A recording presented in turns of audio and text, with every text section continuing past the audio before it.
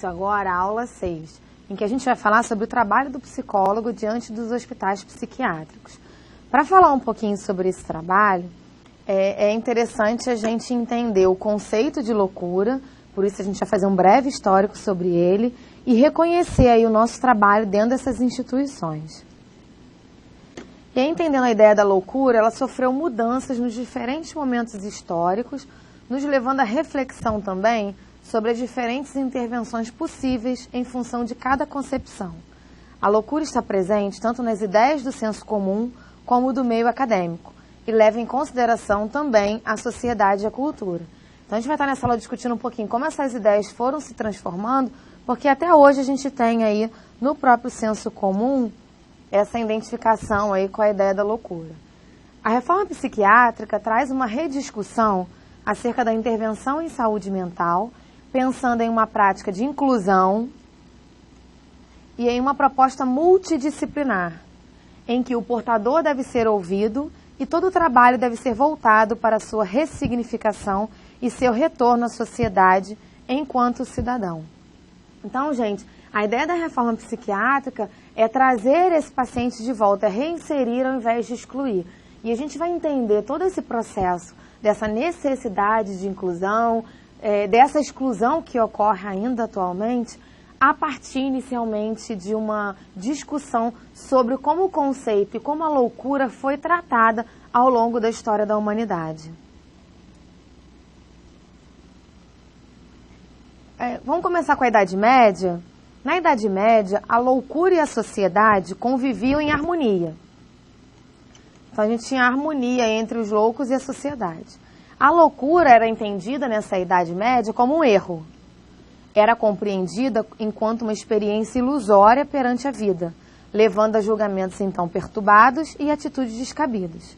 E a loucura só chamava então a atenção da sociedade quando essas atitudes consideradas descabidas levavam a alguma ameaça aos membros da saúde, da sociedade. Então, na verdade, só se dava atenção à loucura quando isso de alguma maneira afetava a sociedade. Quando a loucura, então, se manifestava, o que ocorria é que era uma abertura de um espaço para que ela se manifestasse, e como era considerado um erro, com essa manifestação nesse espaço, pretendia-se corrigir este erro e não excluir este sujeito do convívio social.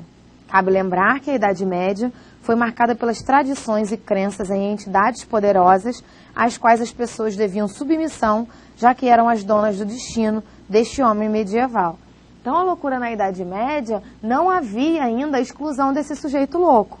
O que ocorria era uma possibilidade de manifestação dessa loucura. Então, abria-se um espaço na sociedade para que esse louco manifestasse essa loucura que ocorria em determinados momentos, e como isso era considerado um erro, eles usavam esse espaço para mostrar, para corrigir esse erro. Então, é um momento em que a gente não trabalha e não se tinha ainda a exclusão em função da loucura. No Renascimento, o processo de exclusão social dos loucos passa a existir junto com o nascimento aí do surgimento do Renascimento, já que os métodos da Idade Média não mais auxiliavam na conduta da loucura. O iluminismo trouxe como consequência a necessidade de novos métodos, já que o homem passou a se encontrar desprovido e desprotegido deste novo momento histórico. Bom, com o surgimento do Renascimento surge uma nova necessidade, não cabia mais, não dava mais, a sociedade não conseguia mais dar espaço, como na Idade Média, para a expressão dessa loucura e a correção desses erros.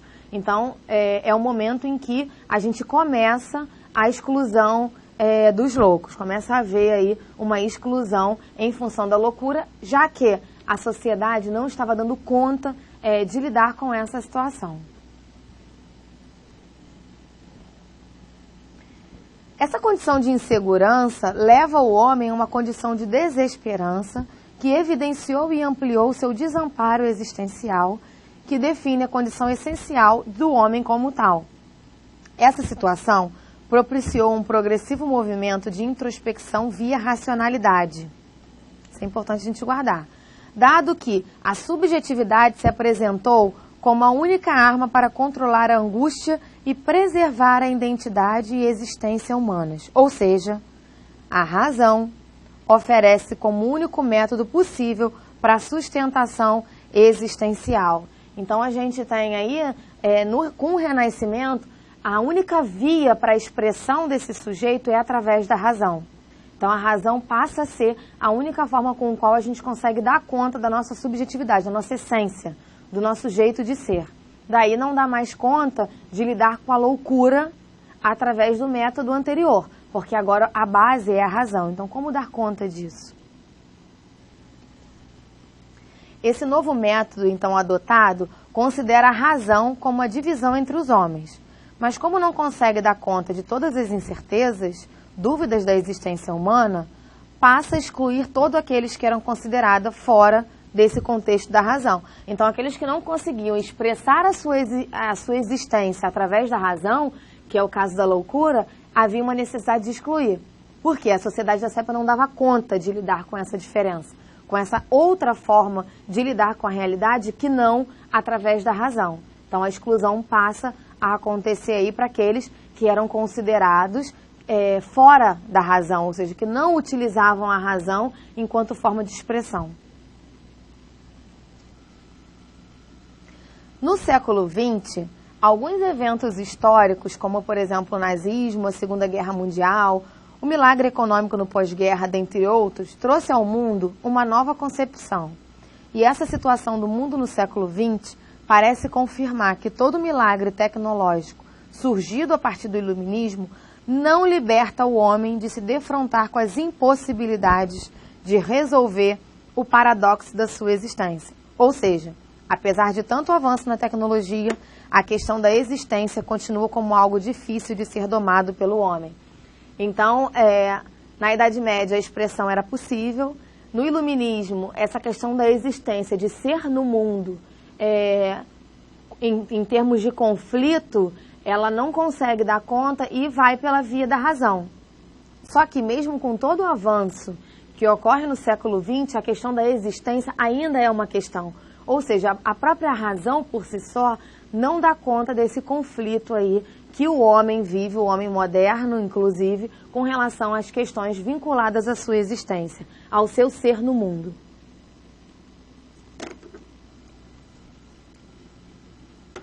O momento do pós-guerra facilita o surgimento do questionamento da racionalidade como um método de sustentação existencial. E a partir disso, percebe-se o mundo como sendo naturalmente incongruente e indeterminado. Ou seja, não dá para a gente tentar racionalizar tudo. A gente vai ter que começar a perceber que o mundo, de maneira geral, ele é naturalmente incongruente. Com isso, os termos lógicos, tão caros aos projetos racionalistas, passam a demarcar como que posições estáticas na opinião dessa nova concepção. Apesar desse pensamento lógico ter um papel importante para o desenvolvimento científico, ele não abre espaço para a expressão e a compreensão desse processo de existir do homem. Então a gente não tem aí um espaço para que esse homem consiga compreender e expressar a sua existência no mundo. E há então aí, com essa mudança de paradigma, ela vai abrir possibilidades para alterações nas atitudes e nos espaços cotidianos humanos, promovendo assim mudanças em vários aspectos da vida e da forma de compreensão do seu contexto. Então, no século XX, a gente já vai ter uma nova rediscussão. Já que a racionalidade não dá conta e naturalmente eu tenho que entender que esse mundo é incongruente, ele é indeterminado e que através da razão, da racionalização, eu não vou conseguir dar conta da minha existência, eu vou, com essa mudança de paradigma, precisar abrir novos espaços para fazer com que o homem compreenda e expresse a sua singularidade, a sua forma de existir no mundo. Essa abertura dá espaço, então, para a entrada aí do nosso trabalho, ao cuidado psicológico, objetivando o resgate desse sujeito excluído, permitindo-lhe dignidade, cidadania com o aprimoramento do cuidado com a vida e com a abertura de novas possibilidades de entendimento acerca da existência do homem e, consequentemente, uma importante abertura para uma relação mais humanista com a loucura. Então, o que acontece? Com essa mudança de paradigma, eu consigo abrir espaço para pensar numa intervenção sobre a loucura que fosse mais humana, ou seja, que visasse pela inclusão desse sujeito e não pela exclusão. Então, é isso que a gente tem que começar a trabalhar e a pensar aí com relação ao atendimento desses portadores, digamos assim, desses transtornos mentais. Como fazer o processo de inclusão? Até então, eles eram excluídos, e vamos perceber ainda no nosso cotidiano que isso ainda é presente. É muito difícil a família conseguir dar conta desses transtornos mentais. Então a gente já começa a pensar num atendimento mais humano que também englobe essa família. Como que eu vou auxiliar, trabalhar com a inclusão se eu não envolvo a família nesse processo? Isso que a gente vai discutir um pouquinho nessa aula. Como é que a gente dá conta então dessa inclusão se eu não preparo a sociedade para receber esse excluído? Então é isso que a gente tem que começar a discutir. As pessoas têm medo, né, dos loucos, as pessoas ainda vinculam, inclusive, a nossa profissão somente à loucura. Isso faz com que as pessoas tenham medo, se afastem, não quero ir a psicólogo porque é coisa de louco. Então assim, a gente precisa mudar esse conceito para que a gente consiga incluir essas pessoas aí, reinseri-las na sociedade, entendendo nelas uma nova forma, uma forma diferenciada de expressão da sua existência.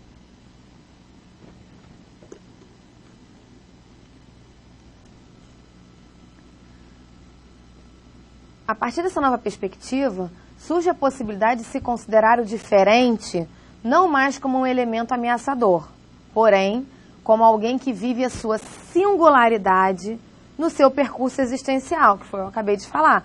Então, eu não vou considerar um louco, mas alguém que expressa a sua singularidade de uma forma diferente, né, da maioria das pessoas. É bem verdade que tal singularidade ainda representa um estado de malogro na busca de seus ideais e no trato da realidade como ela é. No entanto, estrutura-se a possibilidade de uma relação inclusiva com essa pessoa em situação crítica, visto que esse novo paradigma contempla a ambiguidade humana. Então, a gente está discutindo aí, de fato, a ambiguidade, porque por que considerá-los diferentes e não nós os diferentes? Acho que a gente dá para discutir em cima disso também, e aí pensar nessa relação mais inclusiva com esses portadores de doença mental. Então, é nesse momento histórico que surge a possibilidade de se pensar uma ação terapêutica que não exclui, que foi surgindo a partir de várias experiências que foram implantadas por diversos profissionais em diferentes contextos. Então, na verdade, esse processo de não exclusão não surge de uma hora para outra. Na verdade, alguns profissionais foram começando a ter condutas diferenciadas, condutas que visassem mais, que trouxessem uma visão, uma terapêutica um pouco diferenciada para esses pacientes, e aí, aos poucos, isso foi se tornando essa necessidade, essa possibilidade de uma inclusão desses portadores na sociedade.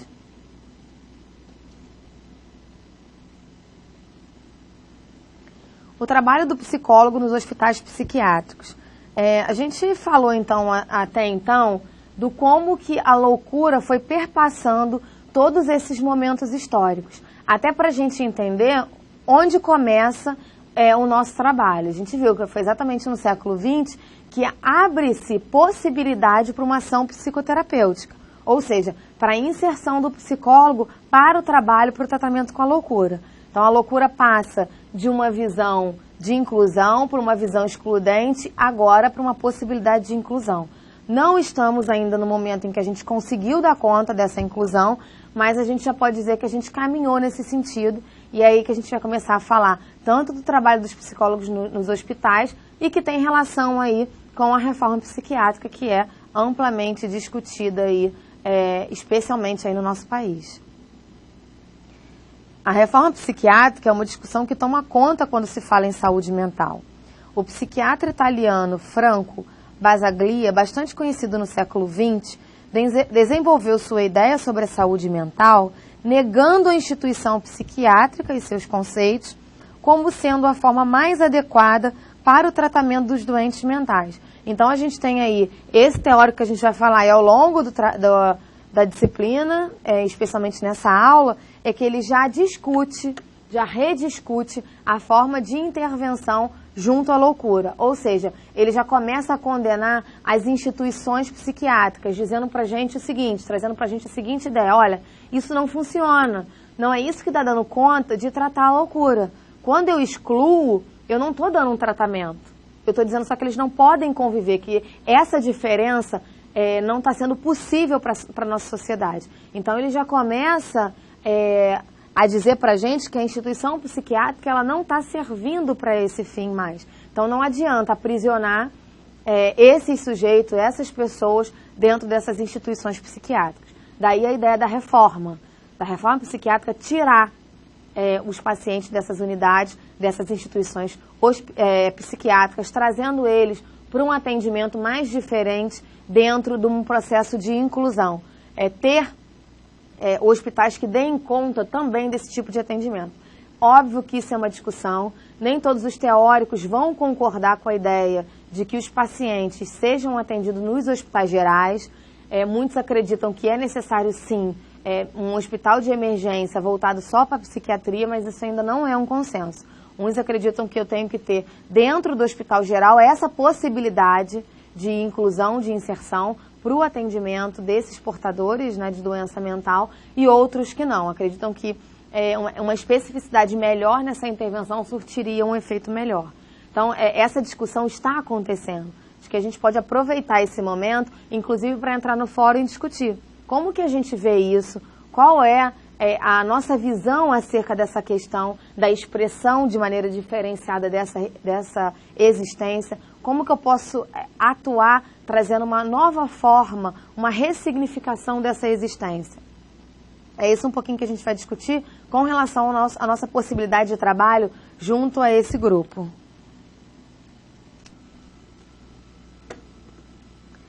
De acordo ainda com Basaglia, esse teórico, a loucura é, na verdade, uma resposta do indivíduo ao sistema que ele vive. Na verdade, não é só o sistema, mas toda a sua realidade em um dado momento. E não conseguindo lidar com sua própria realidade, o indivíduo acaba desenvolvendo uma forma ineficaz de existir como solução. Então, é bem interessante o conceito que ele traz sobre a expressão da loucura, que na verdade eu não consigo lidar com a minha realidade, com a forma com a qual eu estou lidando com o mundo, e aí essa é a forma que eu consigo expressar esse conflito interno, digamos assim. Então, a nossa existência tem a ver com o mundo ao nosso redor, e para ele, então, a loucura é isso. É uma resposta a essa realidade, ao mundo que esse sujeito vive. A função do hospital psiquiátrico acaba sendo a de receber aqueles que não conseguiram se adaptar à sociedade em que vive. E o tratamento, o ato terapêutico, como objetivo, amenizar as reações dos excluídos em relação aos excludentes. Então, eu deixo o sujeito excluído e a minha proposta terapêutica é essa, né? É só amenizar essa exclusão. Então, eu não tenho a intenção de recolocar esse sujeito na sociedade. E essa é a discussão dele. Para que manter esse sujeito excluído e o meu ato terapêutico ser voltado para amenizar essa exclusão? Se essa é uma das formas de expressão, né? Seja ela dentro do ideal ou dentro da normalidade, essa é uma forma de expressão. Então, como trabalhar com esse paciente para que ele dê conta da realidade de uma forma diferenciada? Então, essa é a discussão do nosso trabalho, do trabalho da reforma psiquiátrica. Com a ideia da reforma psiquiátrica, muitos autores acreditam na necessidade de transformar os hospitais psiquiátricos em instituições de curta permanência para que funcionem como espaços de preparação para uma vida saudável com bem-estar. A utilização dos hospitais deveria ficar, então, restrita aos casos específicos em que a abordagem nos espaços externos se mostrasse impossível. Então, a ideia da reforma é, então, que a gente acabe com as internações, diminua com as internações. As internações elas só vão ocorrer para casos muito específicos, em que as ações durante o dia não forem suficientes. Então, a gente tem aí instituições de curta permanência, a gente vai ter os hospitais dia, que esse paciente vai receber o tratamento, ele vai retornar para sua casa. Então, a gente não tem, a proposta é não mais de exclusão, é mais de ter um espaço para que ele possa receber o tratamento para que ele possa ressignificar a sua existência para estar em interação com a sua realidade. Os casos de internação é quando não se está conseguindo a atuação dessa forma. Então, o mínimo possível devem ser os casos em que vai se optar pela internação. Então, a ideia é a curta permanência nessas unidades, provavelmente em períodos, né, de surto, coisas mais...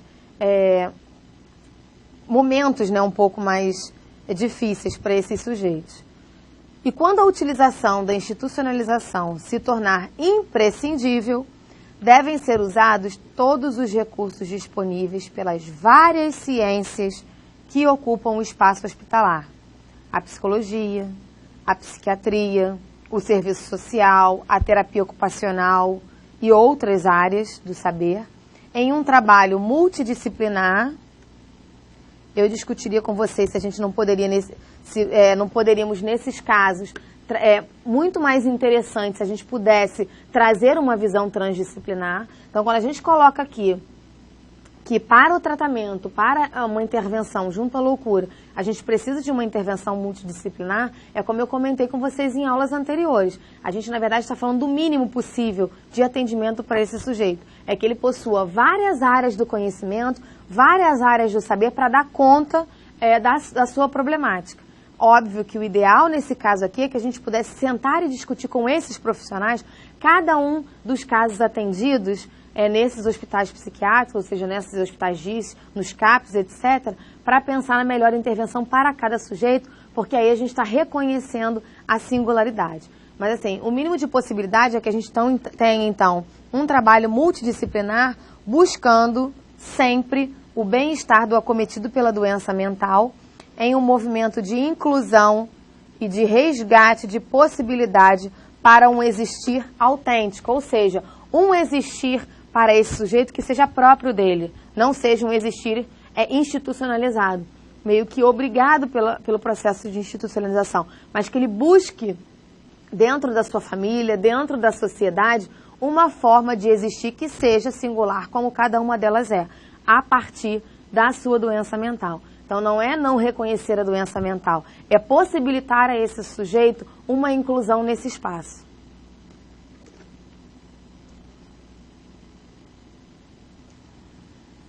Basaglia afirma que qualquer ação psicoterápica acaba sendo barrada pela estrutura hospitalar, que tenta a todo custo manter o sistema, ou pela estrutura humanista ou paternalista, que não acredita na possibilidade de escolha do interno resistindo a uma intervenção inclusiva para o interno. Sendo assim, as ações terapêuticas devem então acontecer fora do ambiente opressor, ou seja, fora do sistema hospitalar. Então, o que ele vai estar defendendo aí é que as nossas ações terapêuticas possam acontecer exatamente fora desse ambiente que a gente não deseja mais. E aí é por isso que alguns teóricos concordam com a possibilidade da ausência dessas instituições psiquiátricas para as intervenções. Se é exatamente esse ambiente que oprime, vamos fazer as nossas ações terapêuticas fora desse espaço, porque a gente aumenta a possibilidade, então, da intervenção em função da resistência que a gente encontra aí dentro desse serviço. Mas não se deve, com isso, ignorar que o hospital sempre terá uma importante função neste processo, e sua permanência se faz necessária enquanto suporte, pois quem já conviveu com alguém com quadro agudo de desorganização sabe da necessidade e da existência desse ambiente protetor tanto para o paciente como para os seus familiares. Então, assim, a gente não pode achar que simplesmente a gente vai acabar com as unidades, com as instituições psiquiátricas, trazendo sempre o atendimento para esse sujeito fora, né, das instituições psiquiátricas. Porque quem já teve qualquer contato com um paciente com doença mental, ele pode sim ser muito difícil essa intervenção. A família muitas vezes não sabe como lidar com esse doente mental. Então, uma das formas que a gente tem que reconhecer que vai favorecer tanto a família quanto ao paciente é a hospitalização. Óbvio que ela não vai ser a prioridade, mas eu também não posso ignorar a importância que isso tem quando a gente não está dando conta quando o paciente apresenta, então, apresenta-se em surto. Então, quem teve essa experiência, acho que pode discutir, a gente pode trabalhar com isso no fórum de discussão, porque é uma discussão que ainda está muito presente, ter ou não ter, internar ou não internar. Então, se a gente conversa com muitos familiares, muitas pessoas que têm um doente mental, eles vão dizer exatamente isso para a gente. Existem sim momentos em que essa internação ela é possível. E enquanto profissionais de saúde, enquanto psicólogos, também podemos reconhecer, serem chamados para reconhecer quando da possibilidade dessa internação.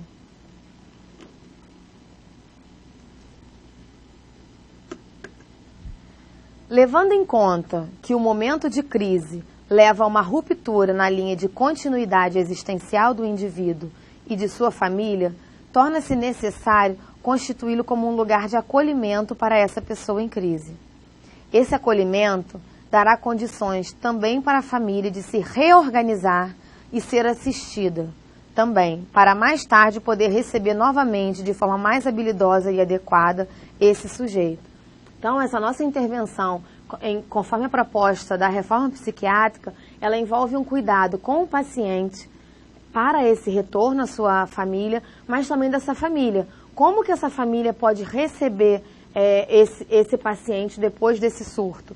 Então, o nosso trabalho ele não está só voltado, o objetivo é o paciente, mas ele não está voltado só para o paciente, mas também em preparar. Se eu não preparo essa família, a reincidência de internação ela é muito grande.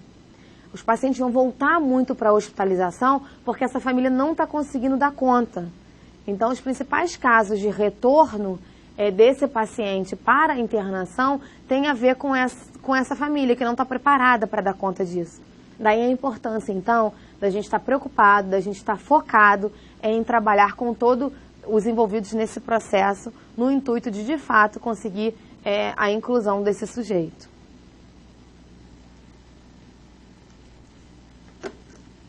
Sendo assim, pode-se pensar no hospital de curta permanência como mais um recurso em um projeto terapêutico amplo, que serviria para os momentos agudos, jamais sendo ignorada a sua importância dentro do contexto da saúde mental.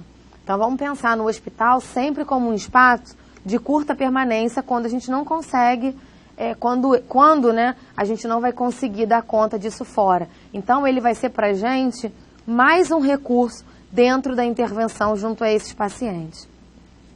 O que se faz necessário é uma mudança de postura, com uma ação mais favorável à inclusão, apesar de todas as dificuldades e entraves que permeiam este ambiente. Então, obviamente, se eu perguntar para vocês, vocês vão conseguir me elencar inúmeros fatores que seriam os entraves, as dificuldades para a reinserção desse paciente. Então, a própria questão emocional da família, o próprio incentivo, o trabalho das instituições, o próprio nosso sistema de saúde que a gente tem hoje, ele tem dificuldade de dar conta de tudo isso. Então, assim, muitos são os entraves, muitas são as dificuldades, mas a gente tem que pensar que essa discussão, ela já é uma proposta diferenciada. Então, a gente já tem um pensamento, assim como a gente está falando da humanização, né? Porque esse é um assunto que tem tudo a ver com a humanização. A humanização caminha junto com a ideia da reforma. Porque a ideia da reforma psiquiátrica é humanizar o atendimento à loucura. A gente já tem muitas regiões do país, o Sul em especial, muitas instituições DIA, muitos CAPS, muito mais um trabalho de reinserção desses pacientes.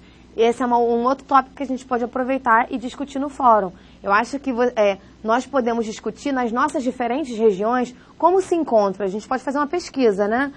Dentro da minha região, quantas clínicas, quantos CAPS, o quanto eu tenho de reforma psiquiátrica acontecendo dentro do meu estado, da minha cidade. Aí a gente pode estar discutindo isso com o nosso professor, com o nosso tutor no fórum.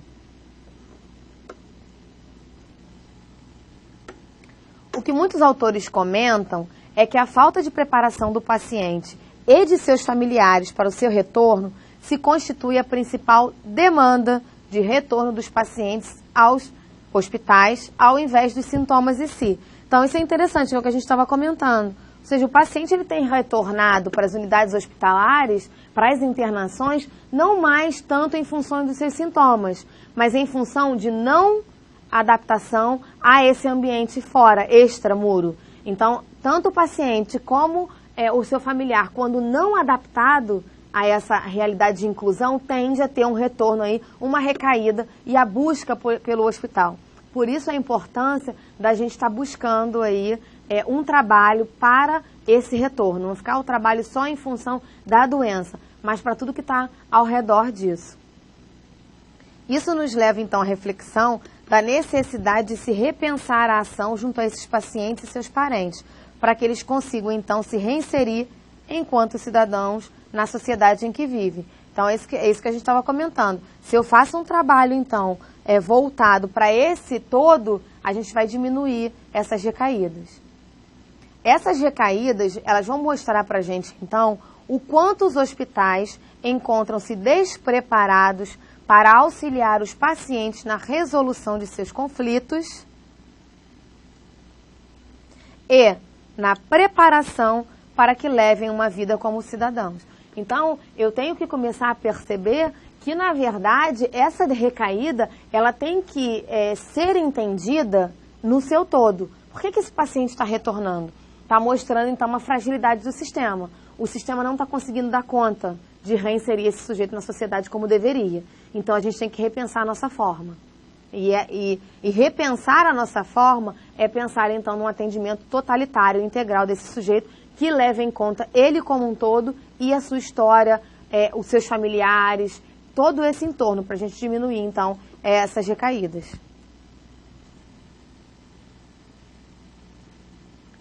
A partir dessa percepção, muitos profissionais passaram a discutir e experimentar em suas práticas alternativas que visassem, então, auxiliar na conduta mais adequada para esses pacientes, buscando configurar o espaço do hospital como um espaço promotor de uma ação que facilite uma relação mais habilidosa do interno diante das várias situações de exclusão e adaptação com as quais se depara em decorrência da institucionalização.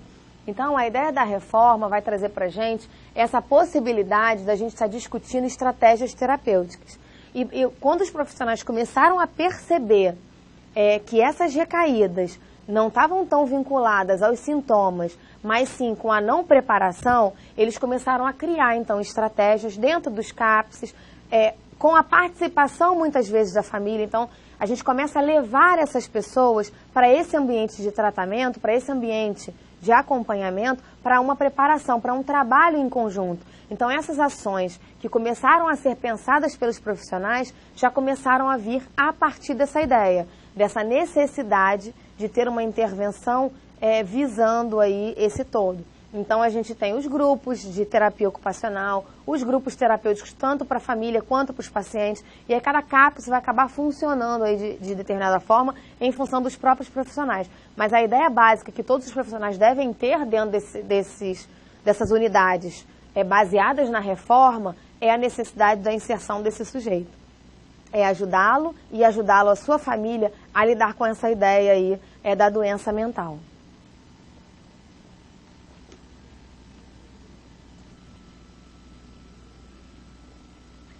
A proposta, então, é que o relacionamento deixe de acontecer com a doença e passe a se dar pelas pessoas envolvidas nesse processo. Isso é bem bacana, né, a gente estar pensando, porque tem tudo a ver com a ideia não só da reforma psiquiátrica, mas concomitante com o processo de humanização. A gente tem aí, pode relacionar muito bem o conceito de humanização hospitalar que a gente trabalhou na aula 4 com esse conceito da aula 6 de reforma psiquiátrica. Então, o meu tratamento junto a esses portadores de doença mental, ele não pode ser, então não deveria ser baseado então mais na doença, mas na relação que se estabelece entre todas as pessoas envolvidas. Então, o paciente, seus familiares e os demais profissionais. Então, a gente pode levar em conta um trabalho voltado para que se estabeleça um vínculo, uma relação com essas pessoas que vai favorecer aí esse doente mental. Então, essa relação vai propiciar, assim, um trabalho de inclusão para o portador de doença mental.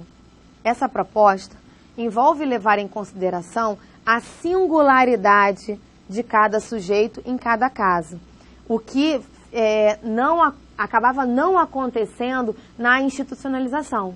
Na verdade, eram todos iguais e excluídos, independente da sua forma, independente da sua doença mental. Aqui, eu trago de volta a singularidade desse sujeito. Quando eu trabalho com esse sujeito, com a sua família e com os profissionais, eu estou reconhecendo esse sujeito como ser único, como cada um de nós é. Cada sujeito é único. Então, eu começo a reconhecer essa singularidade e trabalhar em cima dessa subjetividade desse sujeito, desse portador de doença mental. Se cada membro da equipe terapêutica tentasse desenvolver uma relação de cuidado que buscasse construir um espaço propício para o emergir das possibilidades tolhidas, abrir-se-ia um universo de possibilidades no sentido de resgatar, então, a cidadania. O que isso significa? Descobrir modos de ações terapêuticas pertinentes e específicas de cada competência junto, né, para ajuda e com a ajuda do próprio paciente. Então, o que eu estou dizendo? Eu posso pensar as minhas ações terapêuticas junto com o meu paciente. Eu posso reconhecer a possibilidade que ele vai me trazer para construir uma ação terapêutica que vise a sua melhoria. Então, não é ignorar esse outro, mas trazer esse outro para o seu processo de tratamento. Ele tem muito a contribuir, né, com relação ao que ele deseja enquanto trabalho, como que a gente pode trazer esse sujeito para o processo de tratamento, o que ele busca, o que ele pode buscar e o que ele pode possibilitar em termos de construção de novas ações terapêuticas.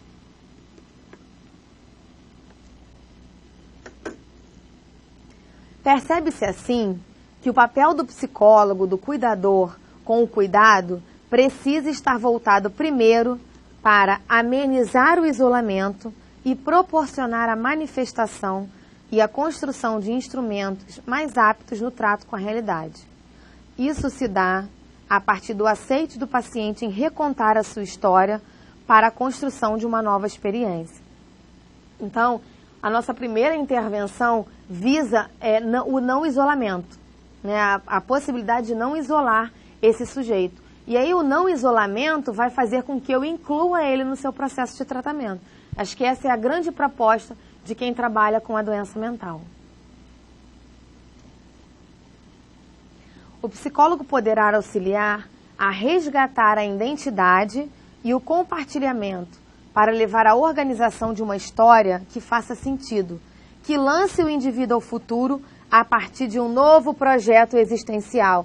Então, a nossa proposta é ajudar esse paciente a construir um novo projeto existencial, um novo sentido para a sua vida, mesmo reconhecendo as suas limitações. Então, ele vai conhecer um pouquinho sobre a sua limitação e, a partir disso, eu posso possibilitar esse paciente a construir um novo projeto de vida, um novo sentido para a sua existência, um novo sentido para poder significar e colocar a sua existência, ou seja, uma nova forma de ser no mundo, a partir das suas possibilidades. Nesse sentido, transpor a crise e resgatar a saúde diz respeito a rearticular, e aí, como eu comentei, ressignificar o presente, passado e futuro, criando então uma nova forma desse sujeito ser no mundo. O serviço de psicologia deve se configurar como um lugar de possibilidades, tanto para o paciente quanto para seus familiares, com a construção de espaços nos quais se procura dar ênfase à ampliação do diálogo do paciente consigo mesmo e com o mundo que o cerca, de maneira que possa desenvolver uma compreensão melhor de seu espaço no mundo. Então, eu vou trabalhar aí para que ele compreenda, né, uma melhor forma de ser e existir no mundo e uma forma mais criativa de lidar com ele mesmo. Então, a gente pode ajudar ele a ter uma forma diferenciada de se ver enquanto sujeito.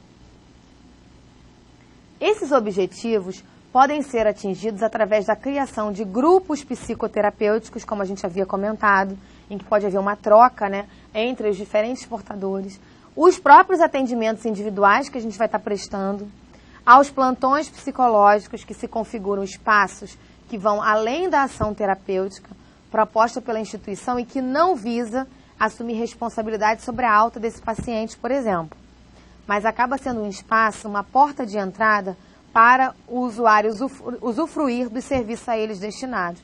Então, muitos pacientes, quando vão para os CAPs ou para essas clínicas voltadas para esse atendimento mais humanizado, a partir da proposta da reforma, esses plantões psicológicos eles vão ser a porta de entrada para que esse usuário passe a usar esse serviço e possa, assim, ressignificar a sua forma de existir no mundo, como a gente comentou. Ou seja através dos grupos psicoterapêuticos, seja através do próprio atendimento individual que ele vai passar a ter com esse profissional de saúde, o psicólogo, o psiquiatra, etc., ou o terapeuta ocupacional, e também esses plantões que vão ter, vão acabar servindo para essa finalidade. A gente pode finalizar, então, buscando entender que esse movimento de inclusão proposto pela reforma psiquiátrica é, na verdade, um caminho de sucessivas aberturas e trilhas possíveis. Com certeza a gente não chegou nem na metade dessa trilha.